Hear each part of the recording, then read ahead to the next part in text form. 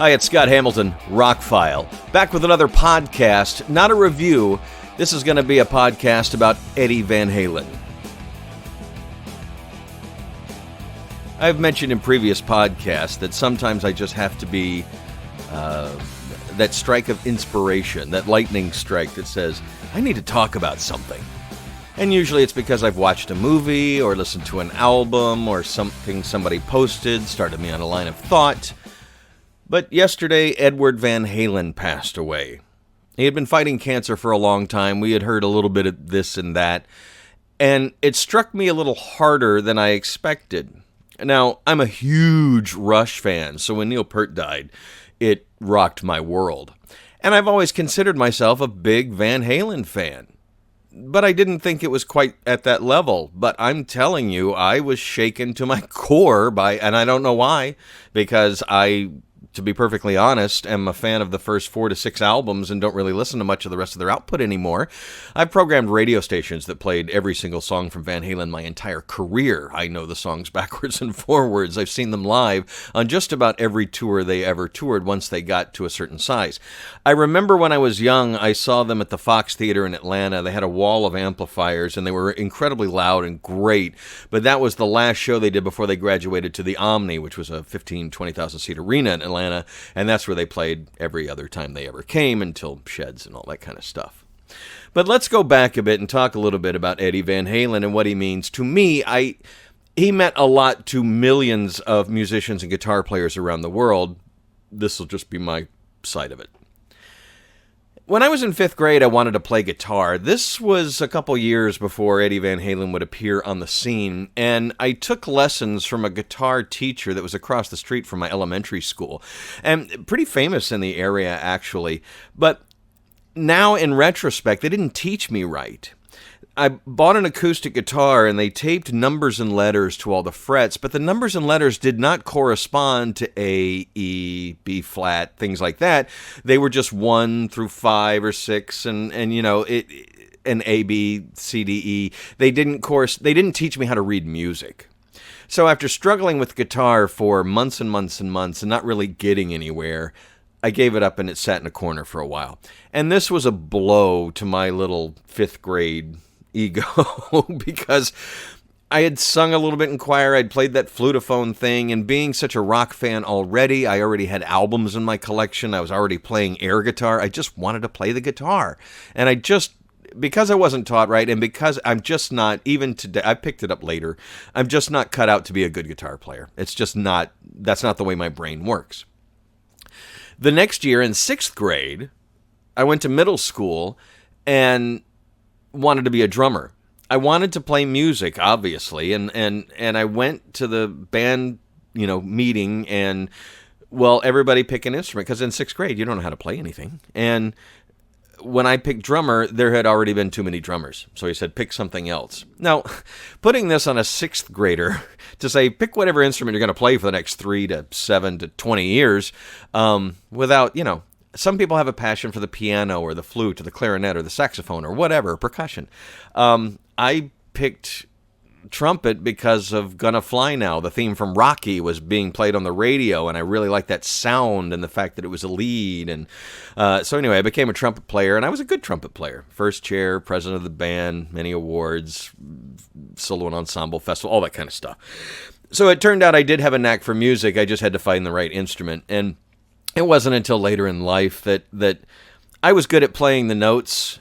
I mean, and good at practicing and things like that, but I wasn't good at doing my own thing, solos, creatively playing the song instead of just playing what's on the page kind of thing. Didn't learn that till later in life, and kind of glad in some ways. But anyway, so I was this closet guitar player, and I was into bands like Rush and Yes, who had incredible guitar players, and I was already going to see them live with my friends' parents. Kiss in '77 was my first big concert. Angel opened up. Angel was fronted by keyboard player Greg Giuffria, who went on to... Anyway. I was just obviously wanting to be a musician, a rock star, play guitar, that kind of thing. And when the first Van Halen album came out, I was in middle school and remember the songs. But it wasn't until 1980 when I entered high school and I started hanging out with juniors and seniors that I was given a crash course in rock and roll. The stuff that, not growing up as an only child, I didn't have older brothers and sisters to hand me their Pink Floyd albums or whatever. I discovered things on the radio or in the record store, old-fashioned way. And I liked what I liked, and that was it. I didn't like everything that I bought, and some albums stayed and collected dust. And years later, I went, oh, wow, I don't even remember I had that album. But always a music fan, always wanting to play music, that kind of thing. And so here I am in middle school, like I said, listening to 96 Rock in Atlanta. That's what I grew up on. They played the songs, and I was into music at that time, but I was also very much into trumpet playing. I was taking some, what do they call them, AP courses at the time. You would go off with a small group of people and not do the regular reading, writing, and arithmetic. I mean, we made a Star Trek movie on real film and scratched on the film to make lasers. And we did all sorts of creative. Focus was one of the programs, it was called. It was for smart kids, I guess, who didn't do well because in a classroom environment, because I could sit in a classroom and make straight A's and not ever crack the book. It was one of those kids. And I made straight A's up until the end of my high school career with not lifting a finger. So it was one of those things. And I was able to creatively apply myself, and as once I get into high school and the trumpet playing, by my senior year I'm taking 3 bands and an English and leaving early. But anyway, once 1980 rolled around and I'm in high school and I'm doing things like going with the older kids to drive around Stone Mountain, which is a mountain of granite outside of Atlanta that became like a place on Sundays where you just go put the windows down and cruise in the summertime kind of thing. You'd play music really loud and, you smoke cigarettes, and at that age you really weren't supposed to, but the seniors could, and smoke other things and that kind of thing. And we listened to a lot of music in the hours and hours and hours going around thinking that we're going to meet some girls in some cars and pull over and have fun, and like that ever happened. Because we're a bunch of long-haired dudes in black concert t-shirts cranking Van Halen albums as we're driving around, But it was about 1980 where I first got my first indoctrination to nonstop Van Halen 1 and 2. Lee, who owned the Mustang that we cruised around in, was a huge Van Halen fan. And so this was at the time that Fair Warning wasn't even out yet, and Women and Children First wasn't even out yet, just the first 2 albums. And I remember going with them to that Fox Theater show and just being blown away, but not fully registering on me. High school was where I fully formed these ideas about music. And so when Women and Children First and Fair Warning came out in 80 and 81, we were primed to receive those albums, and Van Halen was just getting better and better at this time. And you have to understand, later generations will just accept Eddie Van Halen and the band for who they are, and the different lead singers and the drama that happened and the different tours and the different sounds and all that kind of stuff. But at the time, in the beginning, when he was just coming out, you just heard rumbles of this guitar player and then this band. And then they got played on the radio, but not so much more than any other band. It was just, but every song was just like, wow, nobody played guitar like that. There were a few people out there doing tapping, double tapping, harmonic. Some of the tricks in Eddie's bag were being used by other people, Alan Holdsworth, to name one. But the way he put it together, I was talking about this with my roommate last night. Van Halen was the party band, but they were great musicians. They were all good players. And when you saw them live, it was an epic show. I mean, no tapes, no backing tracks. Those guys just came out and jammed. 4 guys, and that's what I love about rock and roll. Said that in previous podcasts. I like a band getting on stage, sweating, and giving it their all. If they're sitting on stools and they're relaxed, I'm sure it's a great concert, but I like rock and roll. I like sweat in my face. I like to bob my head and dance up and down. It makes me happy. And Van Halen was one of those bands that did that in spades. Seen a lot of people post on my page and on the other pages about their recollections of certain songs and when they got into Van Halen. And yes, this is the most wonderful thing about music that I've talked about in podcast after podcast, is that music will take you back to a time. Music is a time machine. Songs and albums do magic. And if you listen to certain albums or certain songs over and over and over in your formative years, that stays with you for the rest of your life. And in the last 24 hours, going back to Van Halen albums, and I've pulled out every once in a while when I want to hear, Van Halen. I liked the band through their entire career, the changes. I even liked 3. I thought Gary Cherone wasn't allowed to be Gary Cherone, but that's all I'll say on that.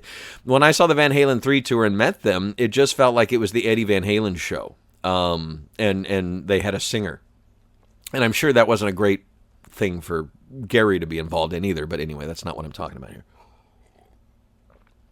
I've always liked the band. Even when they went to the Van Hagar era, I had been a Sammy Hagar fan, and in 1980 I had camped out for tickets to see the Standing Hampton tour, which he had canceled. We got third row, man. We camped out beside a hockey rink and froze our asses off that night. Got third row for the Standing Hampton tour at the Atlanta Civic Center with, I forgot who was opening. I've got the ticket somewhere. And like a couple weeks before the show, his guitar player died, and he had to cancel the tour. So I was a Sammy Hagar fan long before he joined Van Halen. But that presented a more mature era. I was in college at this time when the first Van Hagar album came out, 5150. And we had seen the writing on the wall that David Lee Roth was going to go solo, and his persona had gotten bigger and bigger and bigger with each album. And that's not always the best thing for a band. It's great for a solo artist, but if the lead singer starts overshadowing everybody else in the band, that can work to your advantage, it can work to your detriment. And that, in the long run, would have probably been a detriment. They would have become the David Lee Roth backing band, and obviously the Van Halen brothers didn't want that to happen.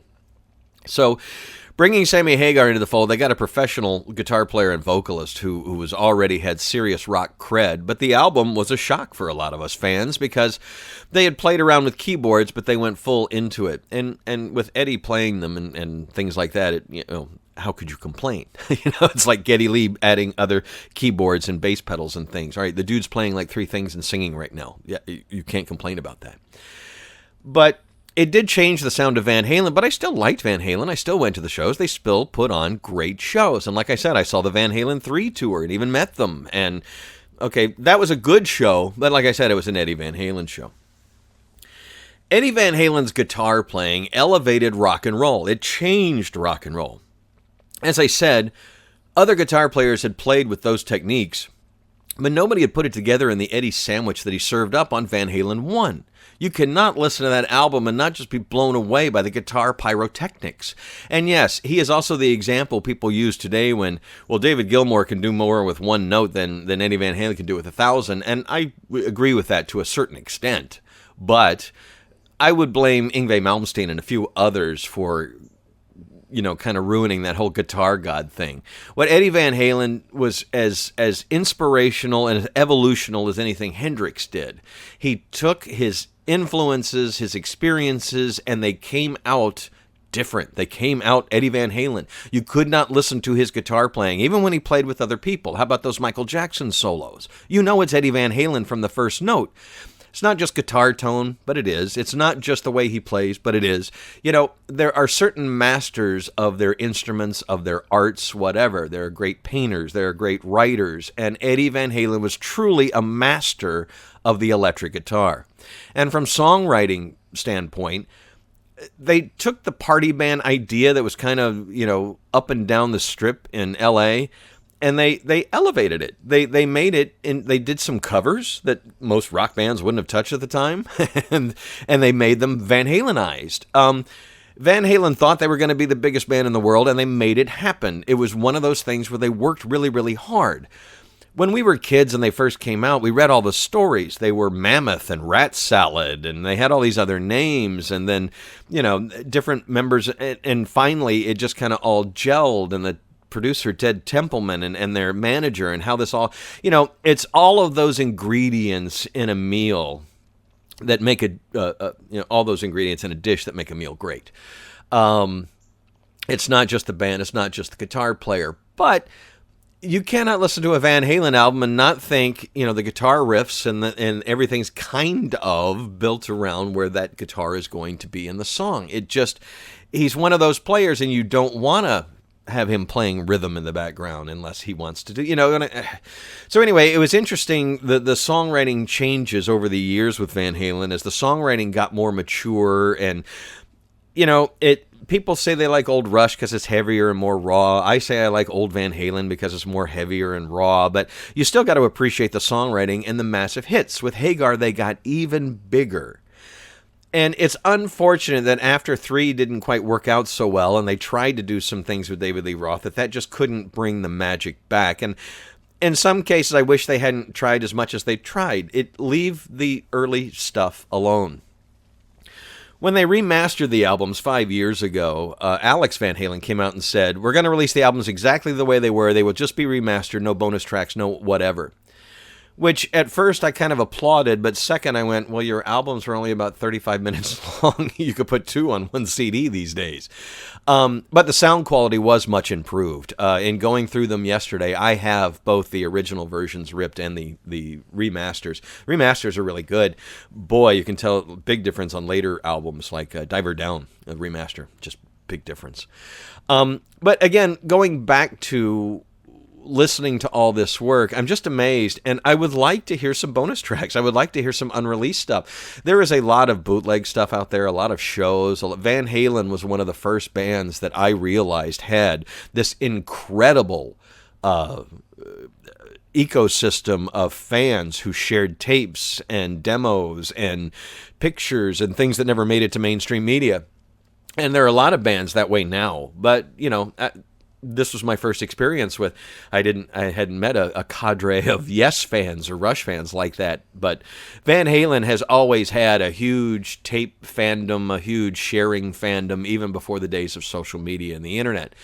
And so there is a lot of early Van Halen stuff out there on the interwebs for you to find, but I prefer to get the stuff from the band most of the time. Bootlegs are fun and give you an interesting view into some shows maybe you didn't see, or some things that they never wanted out there in the public. But I'm all for an artist releasing what they want to release. And if Van Halen doesn't have anything in the vaults that they say, well, these are pretty good, check these out, we'll charge you for these as well, maybe that's a good thing. But I'm sure there's got to be some stuff that wound up on the cutting room floor, not released, or B-sides in Japan or whatever. They could put out something like that. But Van Halen's never been one of those bands. They stand by their albums. The albums stand the test of time. The covers are classic. The music is well produced and well played.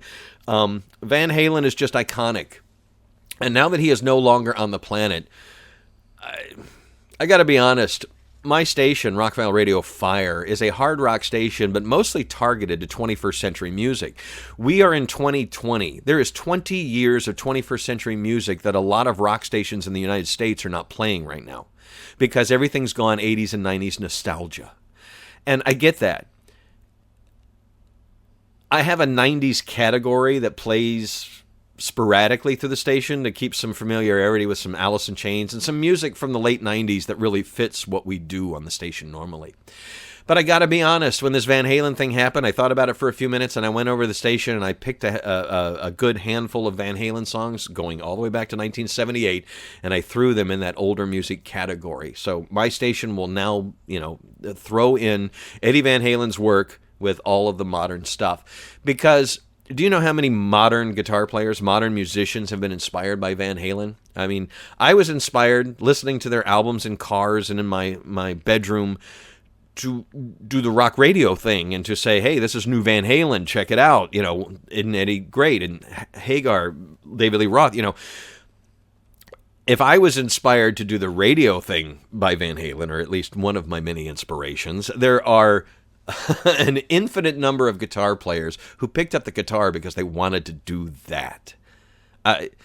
Eddie Van Halen was just, he seemed like a nice guy the whole time. There was a little bit of mystery to him. He married Valerie Bertinelli, who had been a TV star, and everything looked storybook and everything there in the beginning, and they could do no wrong. Every album got bigger. Every tour got bigger. It just got bigger and bigger and bigger and bigger, and deservedly so. From his guitar work to just the sound of the band, Eddie Van Halen changed rock and roll with his guitar. A lot of things that followed, even if they don't sound like Van Halen, I thought my feed was full of Neil when Rush's drummer passed away back in January, and some of the other rock stars that have passed, but my feed was truly full every single post. Thank you for wiping out politics, Eddie Van Halen, for a day, because my feed was 100% Eddie Van Halen from yesterday afternoon until this morning. There are people who are not music heads like I am, and maybe not like you are, that listen to the radio, that have songs from their young days and things like that, who still, Van Halen Panama was their beach trip at senior year, or Van Halen Dreams was played at their wedding, or, there are so many people that have been touched by this band and this artist. It is unfathomable that it will ever go away. The music is out there forever. It's now been remastered. You should buy some CDs and put them in your collection. Personally, the first 4 albums still sound fresh. I listened to all of them last night. I'm going through some of the rest of the catalog today while I work. It sounds like Van Halen. I have some friends who I never got into Van Halen. I get that because I honestly, here I'm not into Steel Panther. They're a party band that's they're good, they're talented, but everything's a joke, and that's not my kind of party band. My party band was Van Halen. They were serious party animals.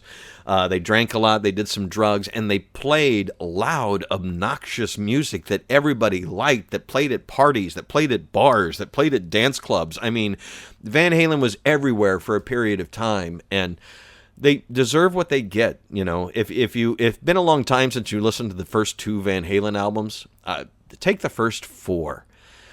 There's some experimental stuff on there. They're short albums, but the songs are great, and the experiments are bizarre, and it's just what they crafted on those albums has never been crafted by other artists. It's other artists have tried, do similar things. There are other bands that have patterned themselves but Van Halen was a unique entity, and now cemented in that rock and roll history will always be.